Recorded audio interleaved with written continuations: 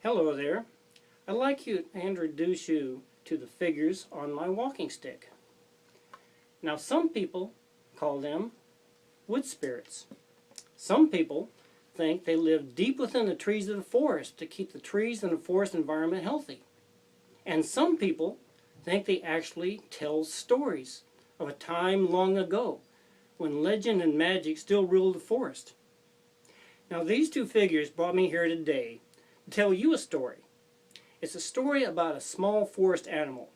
This animal's name was Coyote. Now a long time ago, Coyote was visiting far to the east of here. He was high up in the Bitterroot mountain range where it gets kind of cold. So he had him a nice blanket wrapped around him. And he visited and he explored for a long time.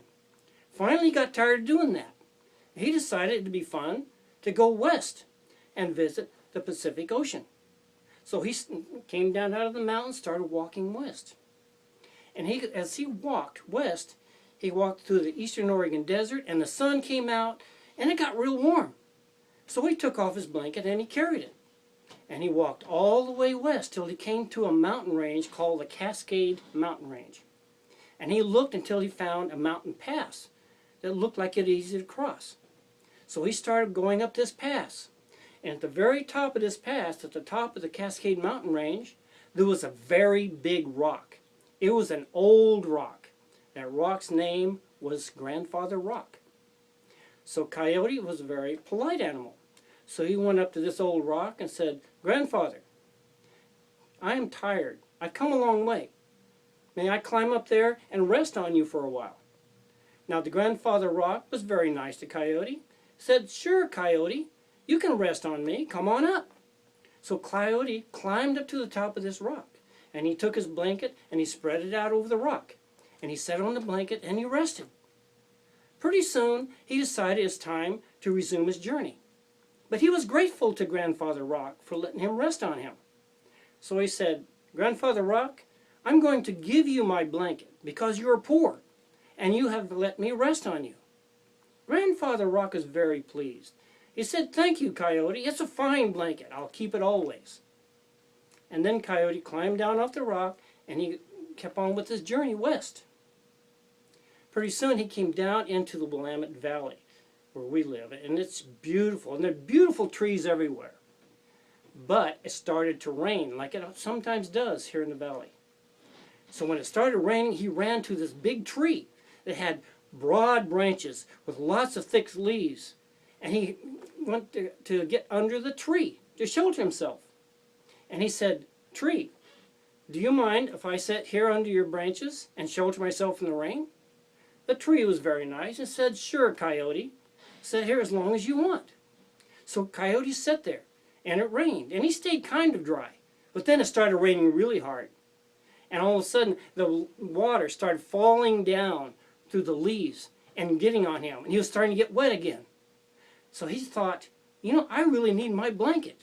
Because if I had my blanket, I could hang it over this low-hanging branch here and hide under the blanket and stay dry. So Coyote ran back up the pass to the top of the mountain, and he went back to Grandfather Rock. And he said, "Grandfather Rock, it's raining down the valley. I need my blanket back so I can hang it over a branch and stay dry." Now Grandfather Rock was really kind of upset about that. And what he did, he said, No, you can't have your blanket. You gave it to me as a gift. I will keep it always." Now, that kind of upset Coyote. And Coyote said, "You're a very ungrateful rock. I just wanted to borrow it for a while until the rain stopped." But Grandfather Rock wouldn't give Coyote the blanket back. Coyote got really angry, and he ran up on top of that rock and snatched that blanket down. And he ran back to that tree, and he hung it over the low-hanging branch. He sat under that blanket and he stayed dry. Eventually, the rain stopped. And the sun came out and it was warm again. Again, Coyote decided that he didn't need the blanket anymore. And he was grateful to the tree. So he said, "Tree, I will give you my blanket. You've been nice to me and you sheltered me from the rain." The tree was very pleased. He said, "Thank you, Coyote. It's a fine blanket. I'll keep it always." So Coyote continued on his journey to the west. Now, back up on the mountain pass, Grandfather Rock could see Coyote. And he saw him give that blanket to the tree. But he took it away from Grandfather Rock. That made Grandfather Rock really angry. So Grandfather Rock just jumped, and he started rolling down the mountain. And he was going to roll over Coyote for giving the blanket to the tree and taking it away from him. So Coyote was just walking along, minding his own business, and he heard this big loud rumbling noise coming down. And he looked back, and there was that huge rock rolling down the mountain at him. Coyote knew that he had made Grandfather Rock angry, so he started running. And that rock kept rolling and rolling, and chased Coyote all through the Willamette Valley. Finally, Coyote ran to a mighty river close by. Nowadays, we call that the Columbia River. Coyote had a plan to save himself from the rock.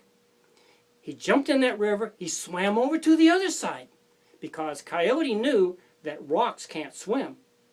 When now Grandfather Rock got to that river's edge, you know what he did? He rolled into the water. And he rolled along the bottom of the river and all the way up to the other side and started chasing Coyote again. So Coyote panicked. He jumped back in the river and swam back over to this side. And that rock just rolled into the river and back up again. Coyote saw this, and he started running along the bank of the river west, trying to get to the Pacific Ocean. And he ran west all the way. And he kept going and going and running, and that rock kept rolling behind him. And it was getting closer and closer to Coyote. Now, Coyote looked around. He needed help. And he knew a lot of the animals around, and maybe someone would help him. First group of creatures that he came upon was some really strange-looking creatures. He'd never seen them before. Actually, they were the very first human beings that ever came to the forest. And they were just sitting there alongside the river. And they were watching Coyote. And Coyote called out to them, says, "Strange creatures, come help me, save me from the rolling rock." And the first people just sat there and watched. They weren't interested in getting involved in helping Coyote, but they were interested in watching Coyote to see what happens. And Coyote just kept right on going. And that rolling rock got closer. And pretty soon, Coyote came upon a buffalo. Now, back then, buffaloes looked a little bit different than they normally do now. This buffalo sort of looked more like a cow because it had a long neck. It looked like a horse's neck. And he had this same big old buffalo head with the horns and everything. But Buffalo was a friend of Coyote. And he said, "Coyote, I will try to help you." So Buffalo got out there and he stood right in front of in the path of this rolling rock. And he lowered his big head and he grunted at that rock. And that rock just kept rolling and he charged at that rock. When that rock hit that buffalo's head, he hit his head so hard that it pushed that big buffalo head back into his shoulders, so he no longer looked like a horse's neck. On his neck, on the back, there was a big hump where his neck is just pushed back there. To this very day, buffaloes still have that same hump on the back of their neck. And Coyote kept running. What? Oh, all right. He's starting to feel left out. Anyway, Coyote kept running along the riverbank. Pretty soon he came to a group of bears. There was about 12 of them. And they were swimming and splashing around in the river, having a good time. And he called out to them. Said, "Brother bears, come help me. Save me from this rolling rock." And the bears said, "We'll save you, Coyote." Now those bears, there were about a dozen of them. And they all got out in front of that rolling rock and set themselves up in a V formation. And the biggest bear was right at the very front. And he roared up on his hind legs, and he roared at that rock. Trying to scare that rock. Grandfather Rock wasn't scared. He hit that big bear right on the tip, And all those 12 bears just scattered everywhere. Now these strange looking creatures, the human beings, they saw this. And they remembered that. And later on, they used to play a game. They'd take like 12 big sticks and a round rock and throw it and try to knock sticks down. They still play that game today. It's called bowling. But that doesn't help Coyote now. He's still running from that rolling rock. And he ran, and that rock was getting closer to him and closer and closer. And he saw a big nest of rattlesnakes sleeping in a hollow log that washed up on the bank of the river. And he called out to the rattlesnakes. He said, "Rattlesnakes, help me, save me from this big rolling rock." The rattlesnakes said, "We'll save you, Coyote." And they came up with a plan. All these rattlesnakes tied themselves together by their tails. And they formed a big loop, like a lasso and a rope. And they laid themselves out right in front of this big rolling rock. And to scare the rolling rock, they all shook their rattles at him, like this. You think that scared the rolling rock? Nope. Didn't think so? Nope. Nope. Did not scare that rolling rock at all. He ran right over the top of them. And he smashed all their heads flat. And that's why if you look at a picture of a rattlesnake, his head's flat. Still that way to this very day. And Coyote is getting really tired now. But he had just come to the end of the river where it flows into the Pacific Ocean. He made a sharp left and he started running along the shore, the sandy shore of the Pacific Ocean. And he ran for a long time. Finally he got tired. He looked back and he didn't happen to see the rolling rock at that moment. So he figured he'd lay down in the sand and take a rest. And he laid there for a while. Pretty soon he heard this noise. And he looked up and here comes that rolling rock. But he's not as loud now because he's in the sand. But he's still coming. And he's even going faster in the sand. So Coyote jumped up and he starts running. But he ran about as far as he could. And that rock was even going faster in the sand. And it was getting ready right on his back, ready to roll over him. Coyote panicked.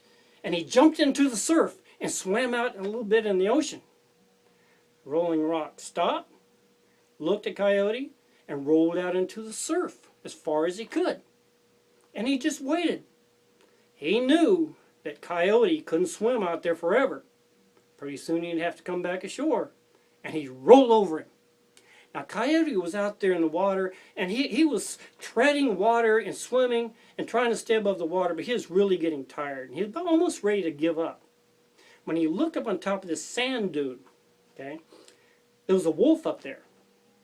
Now Wolf, at that time, wasn't a very good friend to Coyote because Coyote was always playing mean tricks on him. And he figured, that wolf, I'm not even going to ask, he won't help me. It just so happened at this time, it was getting dark. It was nighttime. And the moon rose up. And Wolf wasn't paying any attention to Coyote, but when the moon comes up, he decided he'd howl at the moon, like wolves do. So he howled at that moon. He went,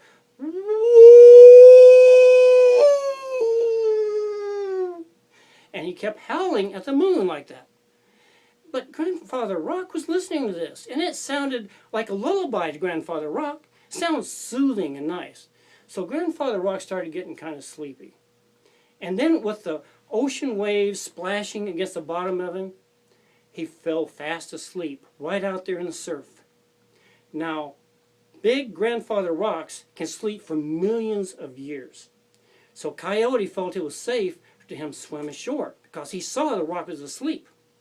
And when he got ashore, he just went on about his business of being a coyote. He never even said thank you to Wolf for helping him. Now remember these strange creatures called human beings? Well, they had followed the rolling rock all the way down the river and along the coastline. And they saw everything.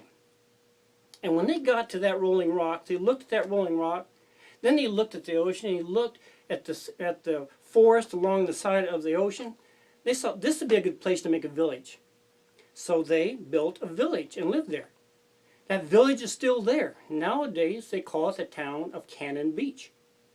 And the people, as they're sitting out there looking at this rock, sitting out in the surf, they thought it looked like a big haystack. So they started calling it Haystack Rock. And if you go to the Oregon coast right now, near the village of Cannon Beach, and look out in the surf, you can still see that big grandfather rolling rock, now called Haystack Rock. Now, Coyote wasn't being very nice. He gave the blanket to the rolling rock, but then he took it back. You shouldn't do that, because it causes hard feelings and can make enemies. And Wolf, even though Wolf didn't like him, he helped him, even though he didn't know he was helping him. But Coyote could have said thank you to the wolf, but he didn't. So there's a lesson there.